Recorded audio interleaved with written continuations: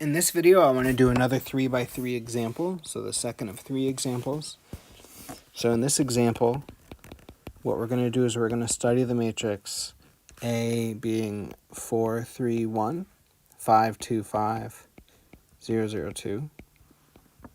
And again, I want to find the eigenvalues and eigenspaces. So I want to find the eigenvalues and eigenvectors, or eigenspaces. Eigenspaces are the vectors that, eigenvectors are the vectors that span the eigenspaces. So these are really two interdependent ideas. So let's just go through and do the computation. We want to compute the determinant of A minus lambda I. So that's going to be the determinant of, we're going to take A, and I'm going to subtract lambda from the diagonal terms, and the rest stays put. So 3, 1, 5, 2, 5, 0, 0. And let's see, when we take the determinant, let's just make life as easy as possible on us. Let's look at expanding along the last row. So this is going to be 2 minus lambda times the determinant of the corresponding submatrix. So it's going to be 4 minus lambda, 4 minus lambda times 2 minus lambda minus 15. And so that's 2 minus lambda times 8 minus 6 lambda plus lambda squared minus 15. And that works out to be 2 minus lambda times lambda squared minus 6 lambda minus 7. So that's our characteristic polynomial. And I guess we should add that this is 2 minus lambda times lambda minus 7 times lambda plus 1. So really that's our characteristic polynomial. These are all the characteristic polynomial, but that's the easiest one to work with. So our eigenvalues are going to be the solutions for lambda when our p of lambda is 0. And that's going to be when lambda is 2, 7, or negative 1. All of these eigenvalues have multiplicity 1, so that part works out nicely. That means that the eigenspaces are all going to have dimension 1. And so let's see here. So for our eigenvalues, let's just go through and let's think about what happens for each of the different eigenvalues. Say lambda equals 2. If lambda is 2, what we're going to do is, remember, we're going to solve a minus 2i times x equals 0. And that works out to be, let's see, if lambda is 2, we're going to end up with 2, 3, 1, 5, 0, 5, 0, 0, 0. So 5, 0, 5, 0, 0, 0. And so let's think about what's going to happen there. So if lambda is equal to 2, what we're going to end up with, if we do some row operations here, is you could certainly do 1, 0, 1, 2, 3, 1, 0, 0, 0. And even more than that, let's see, we could take negative row 1 and add it to row 2, or even negative 2 row 1 and add it to row 2. And so that would give us,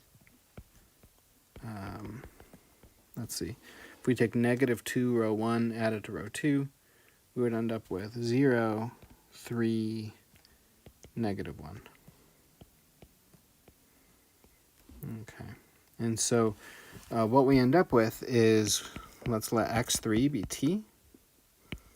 x2 then is going to be 1/3 t, because remember that this means that x1 plus x3 are t, 3x2 plus negative x3 are 0. x1 plus x3 is 0.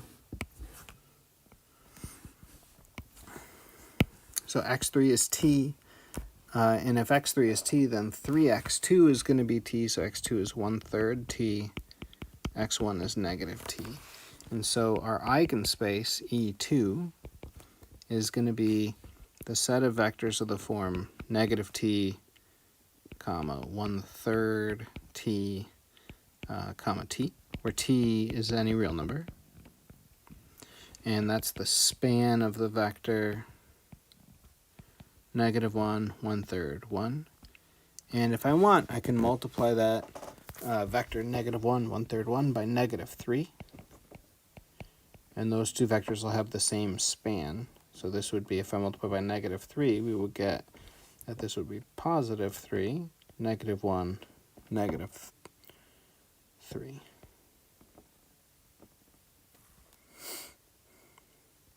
Okay. So we got 3, -1, -3. That's E2, and then let's do the same for the other eigenvalues. So we had lambda equals 7. Here, if lambda is equal to 7, then a minus lambda I is going to be equal to 0. We've done this enough. Let me just jump right to solving the augmented matrix.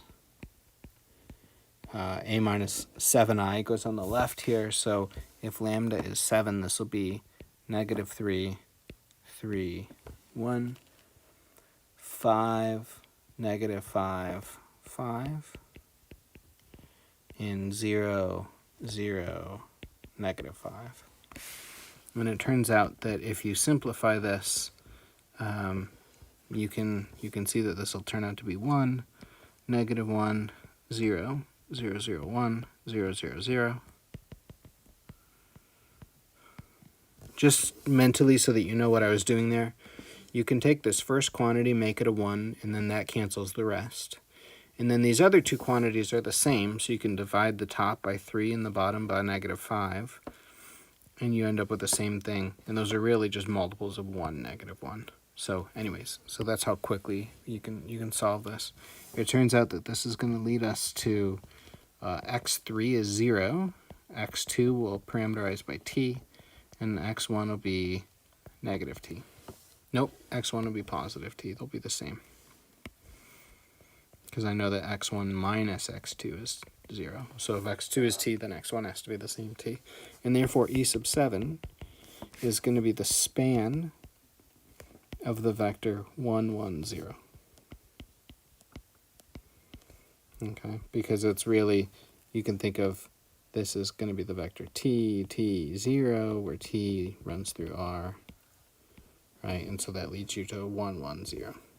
Anyways, so that's the eigenspace e sub 7. Again, one-dimensional because it's the span of a single vector. Finally, if we have lambda is negative, what was our other eigenvalue? Lambda is -1. Then we're going to look at a minus lambda I being 0. That's going to lead us to study this augmented matrix. A plus I is going to be, let's see, 5, 3, 1, 5, 3, 5, and 0, 0, 3. And this is going to be almost identical to what we did before, except this is going to be 5, 3, 0, 0, 0, 1, 0, 0, 0. So the steps are basically the same in the mental arithmetic there. So 0, 0, 0. This is supposed to be a dotted line here. Okay. And if we want to parameterize this, again, we get that x3 is 0. If I call x2 t, then x3 is going to be -3/5 t, because I know that 5x1 plus 3x2 is 0. So x1 will be -3/5 x2. And so I could write that e minus 1, so the eigenspace corresponding to the eigenvalue -1 is going to be the span of the vector, and this x3, by the way, should be an x1. I apologize. So x1 is -3/5 t. So e -1, this eigenspace, is going to be the span of the vector -3/5, 1, 0. Or we can scale this and get the same span. So if I multiply everything by -5, this will end up being the span of the vector 3, -5, 0.